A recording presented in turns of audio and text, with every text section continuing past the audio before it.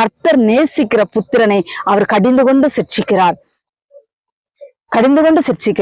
நேசி கடிந்து கொண்டு சிட்சிப்பார். மற்றவர்கள் எல்லாம் வெட்டுவாரு, புடிச்சு இழுக்க மாட்டாரு. வா எங்கிட்ட வா, நல்லா ஆண்டவர் இழுக்க மாட்டாரு.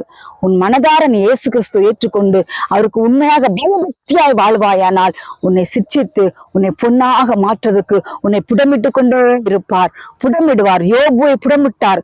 யோபுயா என்ன செஞ்சார் அப்படின்னா சொல்றார், அவர் என்னை சோதித்த பொன்னாக விளங்குவேன் என்று சொல்கிறார். நாம பொன்னாக விளங்க வேண்டுமா வேண்டாமா? அப்ப சிட்சை உண்டா இல்லையா? சிட்சை உண்டு. நாம் பொன்னாக மாறுவோம். நாம் நித்திய ராஜ்யத்துக்கு நேராய் ஓடிக்கொண்டிருக்கிறபடியா இந்த உலகத்தில் உள்ளதெல்லாம் வெறுத்து தள்ளி நித்திய ஜீவனுக்கு நேராய் ஓடும். வெறுத்து தள்ளுங்க. அப்படின்னா சாப்பிடாதீங்க, பட்டினி கிடங்க, நல்ல ஆடை உடுத்தாதீங்க நான் சொல்ல வரல. நல்ல ஆடை உடுத்துங்க, நல்ல சாப்பிடுங்க, எல்லாவற்றிற்கும் மேலாய் ஏழைகளுக்கு கொடுத்து உதவுங்கள். உங்களுக்கு ஐஸ்வர்யத்தின் மேல் ஐஸ்வர்யத்தை பெருக்கி கொண்டிருக்கிறார்